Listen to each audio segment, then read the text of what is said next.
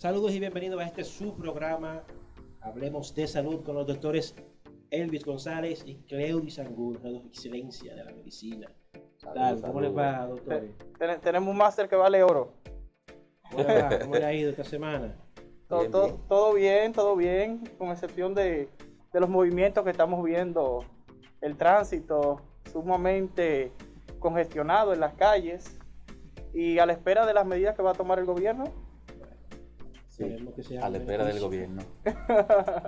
Siempre para nosotros es gratificante estar aquí en este espacio, Bueno, hablando de salud. ¿Qué nos tienen? ¿Qué nos traen el día de hoy, doctorísimo? Nosotros siempre tocamos palos, siempre traemos palos en términos coloquiales. Temas que están en la palestra, temas muy importantes para la medicina prehospitalaria y la medicina hospitalaria. Pero hoy tenemos un mega hit. Sí, hoy vamos por a los 411, ¿verdad? más allá. Hablar del traumatismo vertebromedular, también se conoce como los traumas del raquimedular. Efectivamente.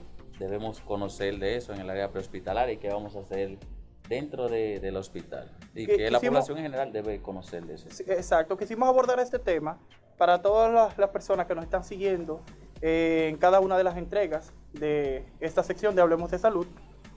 No sé si recuerdan que estuvimos hablando en uno de los temas anteriores sobre los traumas en tiempos de pandemia, donde citamos diferentes especialistas del área de la traumatología, específicamente del neurotrauma, y tocaron el tema o mostraron su inquietud sobre el aumento de los casos de traumatismo vertebromedulares, Angulo. Sí, correcto, el doctor Escalante mencionó. Exactamente, y el doctor Franlis Vázquez también. Entonces, dado a esto, quisimos tocar el tema para que todo el personal, tanto de la medicina hospitalaria, medicina prehospitalaria, y aquel que no es afín a la misma, conozca a qué nos referimos cuando hablamos de traumas vertebrales y traumas vertebromedulares. O del raquimedular. Efectivamente, es así. Tenemos que hacer un recuento breve de la anatomía de lo que es la columna y los segmentos que abarca. Tenemos que la columna vertebral incluye lo que es prácticamente el sistema óseo, que incluye articulaciones, incluye lo que son los discos intervertebrales, y dentro hay un agujero magno por donde pasa un agujero vertebral, la médula espinal, hasta un nivel de L3 en el adulto. Es la princesa de nuestro tema en el día de hoy. Entonces, nosotros en la medicina dividimos la columna vertebral en varios segmentos: un cervical, un dorsal-torácico, un lumbar sacroraquídeo y un coxígeo, que realmente no pasan por ahí estructuras importantes, pero sí sirve de sostén de salida de los nervios de la caudequina. Es así, es así. Entonces, vamos a ver cuál es la importancia de dividir los segmentos vertebrales. Entonces, vamos a hablar de lo que es en sí las causas aparentes de los accidentes que llevan a las lesiones vertebrales. Vertebrales y medulares también. Sí.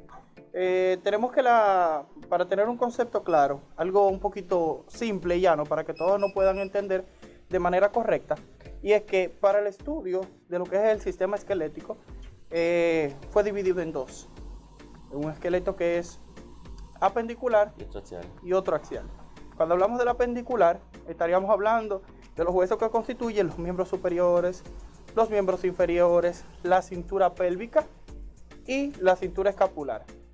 Cuando hablamos entonces de lo que es el axial, entonces estaríamos hablando del cráneo, estaríamos hablando de la caja torácica y estaríamos hablando de quien constituye la parte posterior de dicho esqueleto axial, que es la columna vertebral.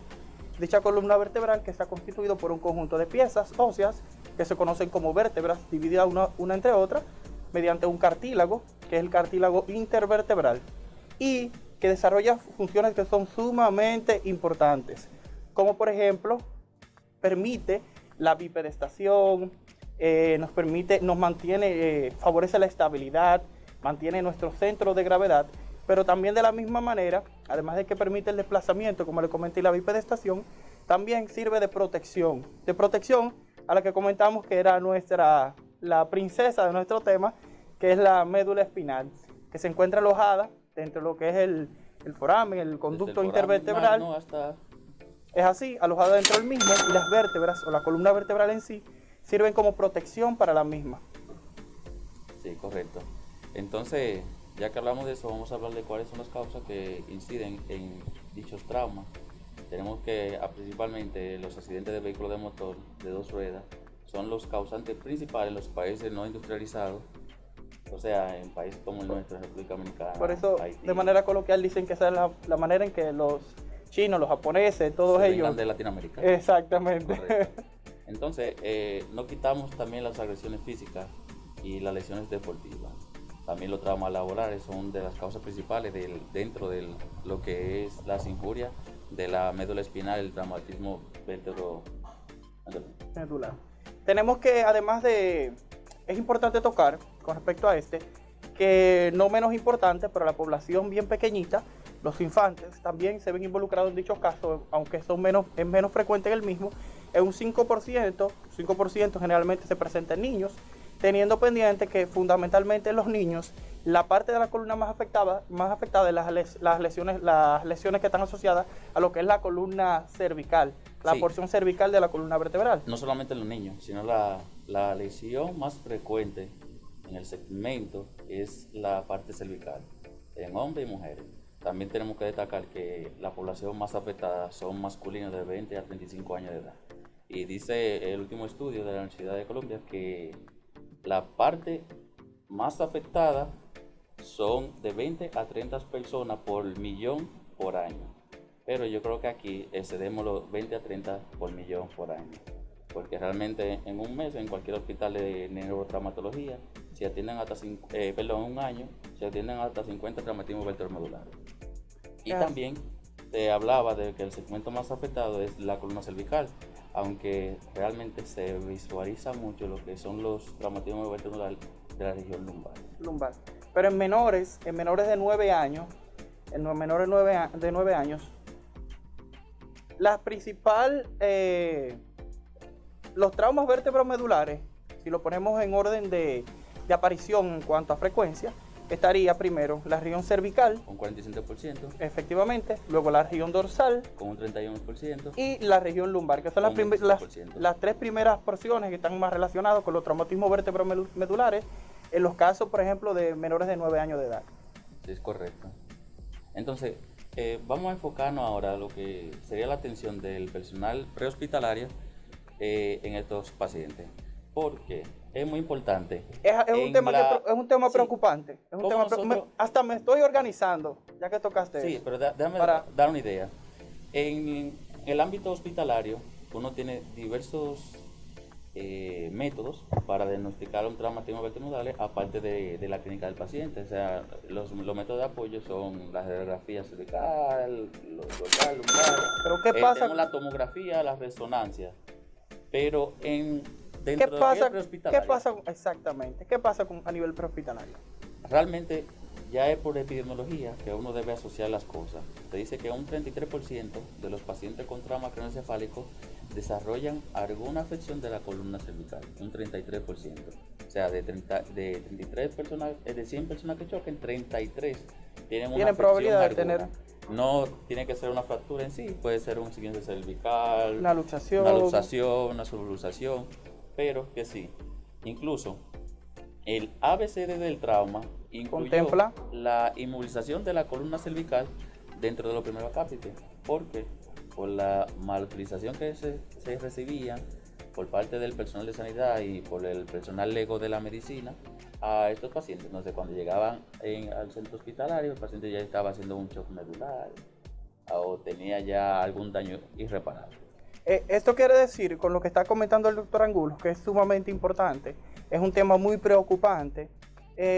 Todo paciente traumático debe ser asumido con posible lesión cervical o posible lesión de cualquier segmento de la columna vertebral. Sí. Por lo consiguiente, ameritaría una inmovilización adecuada y precoz antes de, lógicamente, movilizar el paciente y El ser ABCD. trasladado a un centro Aplicarle el nuevo médico. ABCD del trauma, que incluso los libros de neurocirugía te dicen eso. A nivel prehospitalario, ABCD del trauma. En el centro hospitalario, otra vez, revaloración, ABCD del trauma. Entonces, Y allá se descarta. si se descarta, luego que se hacen el escao, que el escao dentro del hospital, tenemos lo que es la radiografía de primera intención. Si el paciente está inconsciente, si el paciente está consciente, Ya con la valoración neurológica, tú visualizas nivel de conciencia, también vemos fuerza motora, vemos niveles sensitivos, valoramos esfínteres y todo eso. Y todo lo demás. Pero lo imposible, no lo imposible, sino lo más difícil es con un paciente inconsciente. Por eso siempre decimos que el paciente con trauma craneoencefálico se inmoviliza columna cervical. Aunque los otros segmentos no estén inmóvil, debemos dar toda la atención al darle importancia. Uno, por la frecuencia que tiene aquí los traumas y la complejidad de las lesiones. La complejidad de ese nivel. Porque sabemos ya todas las cosas que pasan a nivel cervical. Y para irnos un poquito más lejos, de acuerdo a la epidemiología, las literaturas plantean de que la mayor parte de los pacientes que tienen traumas vertebromedulares tienen compromiso de otros órganos y que la mayoría de estos también son pacientes en condición de politrauma, son pacientes politraumatizados, por ejemplo.